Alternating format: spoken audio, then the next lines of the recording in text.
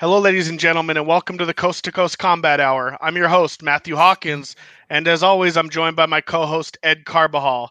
This week, we have the privilege of welcoming back for the third time now, Mason Iacobellis, preparing not for his pro debut, but for his first primetime pro fight. Mason, welcome back to the show. Thanks for having me, guys. Good to be back. Yes, sir. Big Daddy Mase. Super excited. I mean, obviously, we've been following your career, making your way up to get to the pro level, had your pro fight, and then now they have you on the XFC 44, which is scheduled for March 27th. I know they had to push that back from February. So did you get added to that after they changed the date, or was this is this like a longer camp for you? They hit me up like 3 weeks before it was originally supposed to happen, but they did tell me that it was going to get pushed back. So I already knew that I was going to have more than enough time to train for it. I just signed the contract like 2 weeks ago, but I've known about the fight for about 5 weeks now, 5-6 weeks. So I got a good solid 8 weeks to train for the fight, which is nice because all my amateur fights I was getting like 10 days. Oh, wow. 2 weeks max. Yeah. Is it weird having to kind of keep it a secret for like the first time, really, for sitting on it for 3 weeks? Is it weird to not be able to go to social media? Or, I mean, I imagine you kind of can tell certain people around you, but or the people around you know, but any kind of raps or anything on that? Do they tell you to keep quiet before you could announce it? No, they didn't tell me to keep quiet. It just took a while for the contract to come, but we both sides agreed a while back, and I've known, and my team has known for a while. So I'm just excited to get back in there and do it again. It's been like a year since my pro debut. So, and that's not even because of like injuries or anything. It's just because of COVID and all that. Haven't been able to get fights, but here we are. So, what's funny about that event, I mean, the promotion you're going to with Extreme Fighting Championships, they one of the things they said during their initial broadcast, because they were the first one that did something during COVID with limited fans in attendance, and obviously now with they have to deal with NBC Sports. Your opponent fought on that card, Austin Bashi. Yeah, he fought on that last card, and I don't know. I mean, I'd have to rewatch the airing again, but it seems like they're already high on this kid, and he's getting a push. I don't know how much how they found you to face him, but are you getting that kind of win? I know you don't really focus on this stuff because you're focused on your training, but leading up to this, when you're seeing the posters and stuff like that, I know they tweeted out the photo making the announcement last week or 2 weeks ago. What's the vibe you're getting from as far as how the whole thing is being pushed? Are you considered the underdog in this just because he was there first? Probably. I think he's definitely earned his spot there because he's got his chance to prove it. But XFC hasn't seen me fight. They don't know who I am. My manager Chris is the one that got me this fight, and yeah, the spotlight's on him for now, but after March 27th, it's going to be right back on me. As far as the matchup goes, how do you, style-wise, you're pretty much a complete mixed martial artist from what I've witnessed and seen you train and stuff. I mean, it's grappling, kickboxing, the combination. I feel like he's way more wrestling based. Are you feeling kind of the sprawl and brawl, keep it on the hand, keep it on the feet, look for the knockout? How do you see the matchup unfolding? Yeah, he's definitely going to be looking for the takedown. And all the fights I've seen him, that's where he shines. He gets the takedown, and he gets on top, and he controls his opponents. But I don't think he's fought anyone that can wrestle and scramble like I can. He fought a good jiu-jitsu guy in his last fight, but I'm not going to sit on bottom and play jiu-jitsu with him. I'm going to stuff his head and get back up to the feet and land my punches and elbows and try and keep it there. But I'm also not afraid to wrestle. I'm a good wrestler as well. So if it goes to the ground, I'm not scared of that fight either. So what's the deal with the? I mean, I really, because they haven't put out like the clarification on what the Young Guns is. I know you probably don't know this part of it, but when it does air, because when they aired it on NBC Sports, that first event, they actually featured the young guns at the top of that hour to show folks the new and up and coming fighters. So, I mean, is that something that are they going to do the same thing with you and him? And does this mean, I know you said it's a one contract, but does this mean that, are you kind of fighting for more fights on another contract should you win? Yeah, Young Guns is something newer they're doing. This is actually the first event that they're holding that's all Young Guns fights. And from what I believe, Young Guns series is for all the pro fighters that have less than 3 fights. And then after that, they have their tournament series and all that. But me and him are actually the co-main event, so that's going to be cool. Oh, wow. And the whole card is all Young Guns, so. Yeah, I'm excited, and it's definitely a big opportunity in my second pro fight. So yeah, after they did offer me a 3-fight deal, but my manager didn't want me to sign it and get stuck with him and not be able to fight anywhere else if I got offered. So we're gonna take one fight at a time, and then my manager said that we'll probably go to Fury next in Texas. And that'll be on Fight Pass. So just whoever offers me a fight first is what I'm going to take. This being your second pro fight, now you had, like 10 amateur fights, give or take 1 or 2 there. Yeah, I had 13. 13. So you have like 8 or 9 listed. You had your first pro fight last February, and it was kind of don't take this as disrespectful, but it was kind of the California cage combat welcome to a professional fighter. Yeah. You dominated your opponent, finished it really quick. Was it still nice to kind of get that amateur tag off, even though maybe not the most competitive bout? Now, I didn't see the bout, I just saw the results, so I'm not trying to downplay your opponent, but we kind of know the history of California Cage Wars and Explode Fight Series if we go deep into it. Just nice to get that off your back, though, and be considered a pro? Yeah, definitely. I've been trying to go pro for a long time, and my last amateur fight was back in October 2019, and it took like 7 months to even get that fight. And it was nice to definitely get that on the record, but I also wasn't satisfied from it. So this is kind of feeling more like a real pro debut, even though I've already had that. Mm-hmm. But yeah, I'm excited for this one way more than I was excited for that debut. But it's definitely cool to have it out of the way and be labeled as a pro now. You're 1-0. Yeah.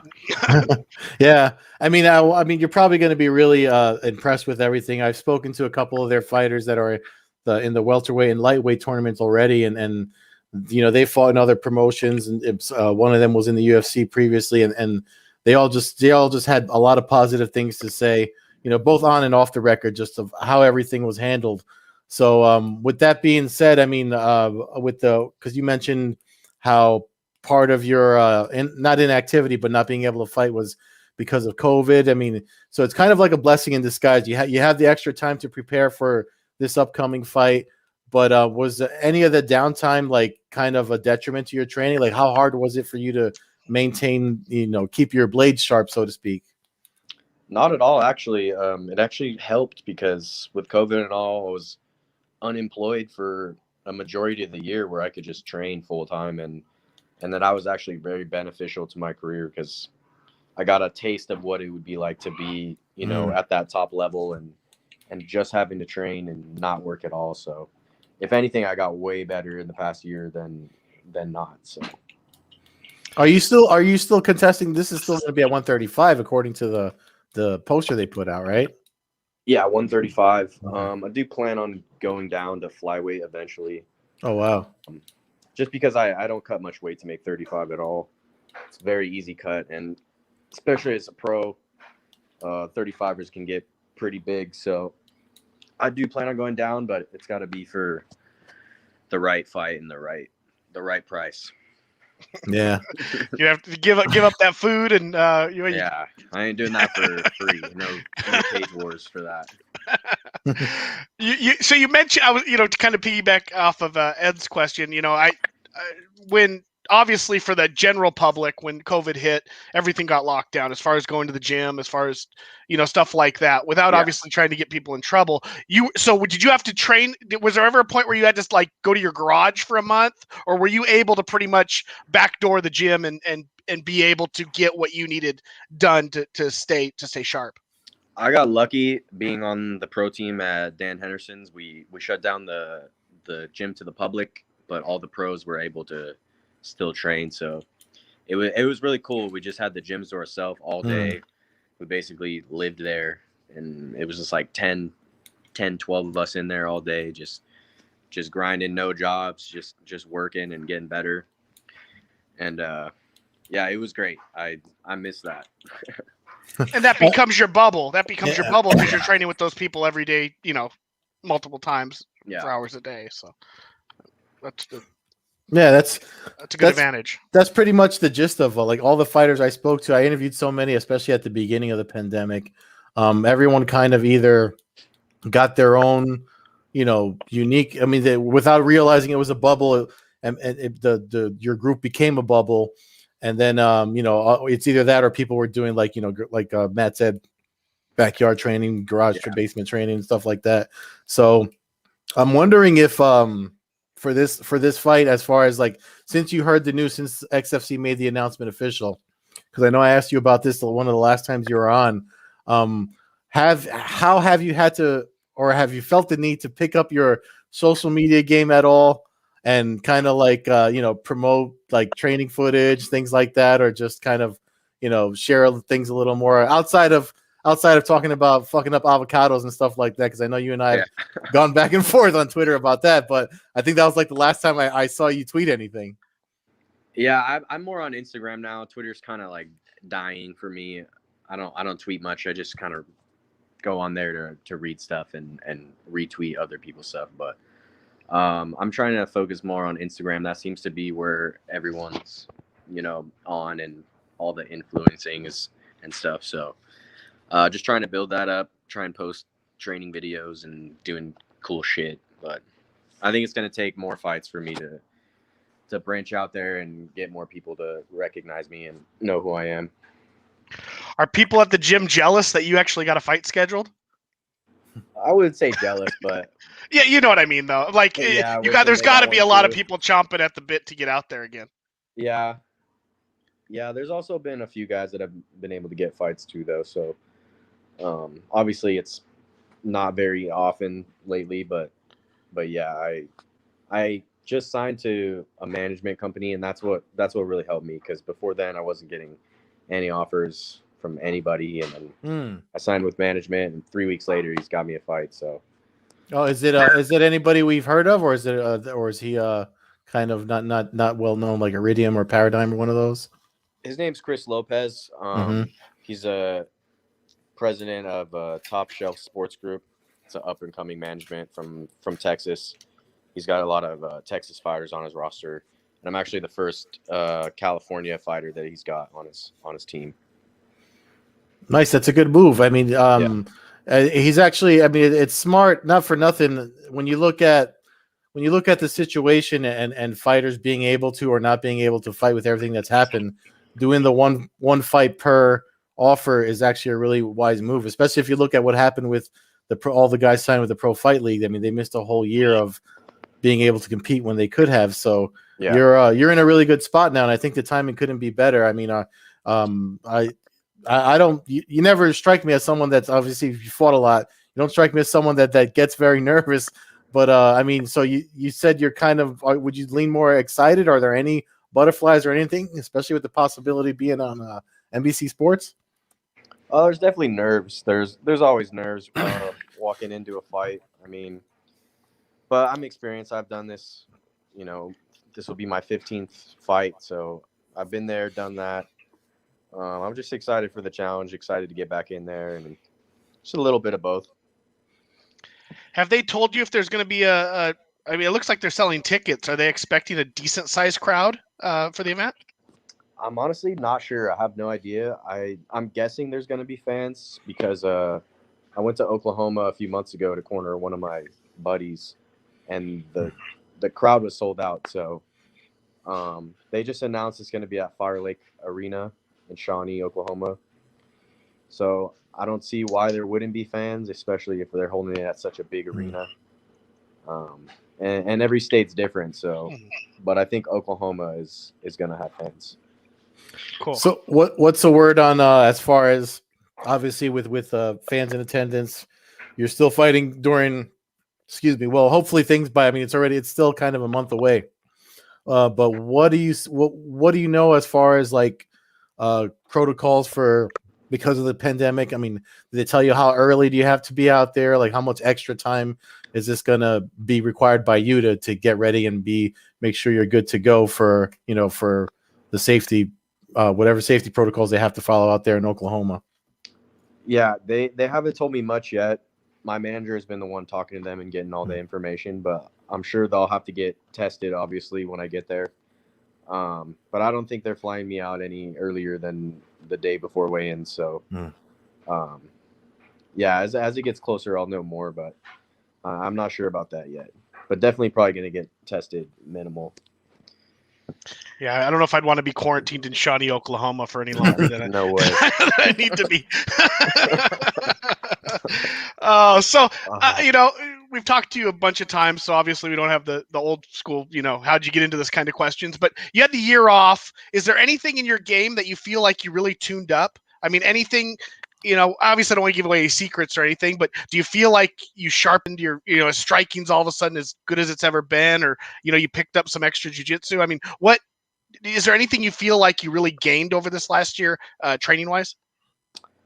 Yeah, I mean, I've been working every aspect, obviously, and getting better, but I've really been focusing a lot more on recovery than anything. And I feel like a lot of my fights before, I was overtraining and then I wouldn't perform like I should. Still winning, but I feel like I would do way better if I felt better. But now I'm doing a lot more recovery, cryotherapy, ice baths. Nice. Stretching, all that stuff, massages. And I feel a lot better physically.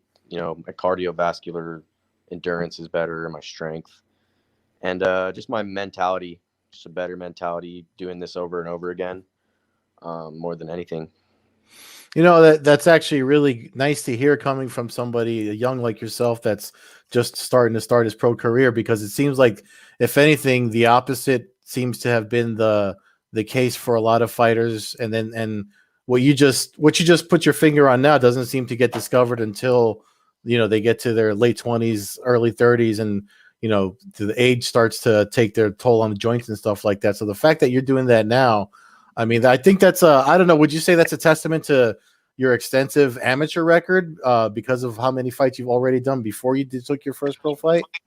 Definitely, because every fight you learn a little bit more and a little more, and just get a little bit better at cutting weight, doing what you need to do, your diet, all that. And yeah, as I'm getting older, I mean, I'm only 23 now, but I definitely don't feel like I did when I was 17, Still young, but doing this for the past 10 years definitely wears on you. So, yeah, I'm definitely happy I'm figuring that out earlier in my career, because it's all about longevity, and I want to be able to do this as long as possible. And then if I'm going too hard now and break my body down, I'm not going to make it that far. I'm looking down at the card.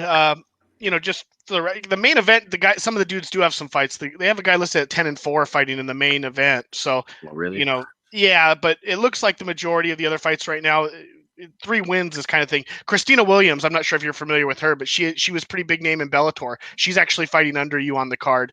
Has a win over Heather Hardy and some of the other top competitors in Bellator. So that's kind of interesting. Another name on there. Co-main event, three 5-minute rounds, full unified rules. No, I mean, even though it's young guns, this is full pro rules, right? All elbows. Pro rules, yep. Elbows, knees to the head, twisting leg locks, neck cranks, all that, all the good stuff. So now that you're a pro, are we going to see in Ryzen though? You want to talk about soccer kicks and stuff? Does that interest you at all, or is that would you rather just get your handle in the United States? I mean, I'd love to soccer kick someone else. I don't know about getting soccer kicked myself. Well, of course. You don't want to get elbowed either, though. Yeah. I don't want to get hit at all, but So let me ask you about the president, Myron Malotky. He's really, I mean, one of the things he said during the last broadcast, why because he mentioned how he had to argue with NBC to feature the young guns at the top of the hour on that card, and obviously it delivered. It was, there was finishes, and again, Austin Bashy was one of the ones that won on that card. People were impressed with him. So have you had any experiences with him? Because he seems to really, I mean, the formula of XFC, it's actually kind of unique when you look at it compared to other promotions, because obviously they have the Young Guns format kind of compared to like Contender Series, and then they have their tournaments, and then they do featured like veteran fights, for like the end of the night. So I mean, have you spoken with him? Have you had any experiences? I mean, has he reached out to you? Because I know he really likes the younger fighters that are out coming up. Yeah, I actually haven't had a chance to talk to him. My manager Chris has been the one doing all the talking for me, and I just train and show up on that date. But I'm sure I'll meet him when I get there, and we'll talk more about it. Again, we're talking to Mason Iacobellis, second pro fight, co-main event, XFC Young Guns, March 27th on NBC Sports Network. I mean, I don't know what else you got, Ed. Obviously we wish Mason the best of luck. And have you been able to pick up any sponsors now that you're pro? Are you making any money? Or at least are you able to accept more stuff? And what's some of the fun stuff that comes with becoming a pro? Yeah, I got a CBD sponsor with Perennial. They send me a bunch of good stuff, and my manager Chris has got me some sponsors out in Texas. He said he's going to be sending me some money for that. Yeah, just a few clothing sponsors, getting some free clothes and stuff is nice. And yeah, I'll take what I can get. I don't have many yet, but I will as I get more fights. Cool. Yeah, that's great. I mean, I didn't realize that you were going unmanaged for so long. I hope Mr. Lopez has a few other fighters under his wing that he can kind of build off of. I mean, I mentioned a couple of other companies just because I was curious, and it sounds like whoever. I mean, I haven't heard of him or the company, like you said, it was new. But I mean, are there any other fighters that should be on our radar that kind of under the same wing that you know about? I know it's hard. Fighting's an individual sport, so it's hard to know what other guys are doing because you're focused on your own craft and your own skill. But I mean, is there any other with the Fury possibility of fighting on Fury on Fight Pass later? Are there any other fighters that you are kind of on your radar as far as like coming up together in the new wave of MMA fighters? I don't know yet because they're all from Texas and I'm the only one that's out here in California, but I know for sure they're all up and comers like me with one, maybe two fights. He's told me that he wants to build younger fighters and bring them up all the way to the top. So he's not working with a lot of vets, just mostly young guys with a couple fights or debuts and stuff. Yeah, it's good. It's a good move that you signed with him. One of the other things I was looking at too is we keep mentioning your extensive amateur record versus your opponent. I'm wondering how much homework XFC did, because there's almost like a disparity when you look at the experience overall between the two of you. It's weird too. I asked about the weight because you seem a lot bigger than your opponent, like as far as mass and strength, muscular. I hope so. I don't think he looks that small. Yeah, he seems very lengthy. I think we're both the same height. It says he's 5'3" on his Topology, but I don't think that's right. I think he's like 5'6", my height, 5'5" maybe. But he looks pretty thick and strong. He's been wrestling his whole life, so I'm sure he's going to be pretty strong. I'm not underestimating him. He's definitely going to be the first person that's younger than me that I fought. I've never fought anyone younger than me. I'm used to being the young guy. And I know how it is. Everyone that I beat up was older than me, so I'm not underestimating him at all because of his age or size. I'm expecting it to be my toughest fight. Obviously, they signed him for a reason. So just coming in, worrying about my skills and doing what I got to do. He asked you about people signed to your agency. I see Ashley Yoder picked up a last-minute fight. She fights this weekend against Angela Hill at the UFC event. Any other fighters out of Henderson's that we should keep an eye on? Anybody else have any fights lined up? Anything? Any names of any of your teammates that people should keep an eye on? I don't think anyone has any fights coming up. I know my buddy Jeff Creighton just got a fight in Kentucky or something for a local show over there. He's really good. He's a lightweight. He's 4-1. I don't know much about his opponent or anything, but no, I don't think anyone else has a fight other than me and Jeff right now. Is Fernando and Sam still full on training there? Yep, full time. See him every day. Saw him this morning. Cool. See him again in 30 minutes when I go train again. Well, I got to tell you, Mason, I mean, it's super excited to kind of see this journey get to this point for you. I actually really like personally, my own opinion, the XFC's first show. Well, it wasn't their first show. It was their 43rd. You're going to be on their 44th technically. But I think the way that they're doing things over there, you're probably going to be really pleased with it. And it's really nice to see you kind of come into your own as an old man to a younger man. I'm actually really looking forward to it. Coverage, just following along as a fan and everything. And I wish you nothing but the best, man, wherever you wind up fighting on this fight and afterwards. But we really do appreciate you, coming on the podcast. And I'm trying to say, kind of like an old guy, your old uncle over here on the East Coast. I'm proud of you, man. I'm proud of you. Thank you very much. I appreciate it. No, it's cool how this back and forth between us has started from one of your early fights, and now you're here, so it's awesome. And everything I ever started a podcast, this is why I wanted to do it. Again, you fight XFC Young Guns 1 March 27th, NBC Sports Network co-main event. Mason Iacobellis, Big Daddy Mase on Instagram. Is that two G's? It's just that's my Twitter name. Is okay. Mace, but my Instagram is just my first and last name, all lowercase, Mason Iacobellis. Fans might need to Google that. Took me a while to get the last name down, but until then, fans can check us out at Combat Hour on Twitter, Coast-to-Coast Combat Hour on Instagram. Follow me, Matthew Hawkins, at MMAHawk21 on Twitter and Instagram. You can always check us out at allaccessmma.com for our video podcast. Follow Ed at Carbazol on Twitter, Carbeerzol on Instagram, Old Head Carb on Twitch, and whatever the heck he has on Periscope. I can't figure that one out, so I don't know. But anybody who listens, anybody who's followed our show, thank you. Until next weekend. All right, best of luck, Mason. Kick some ass. Thank you, guys. Appreciate it. Thank you. Talk soon. All right.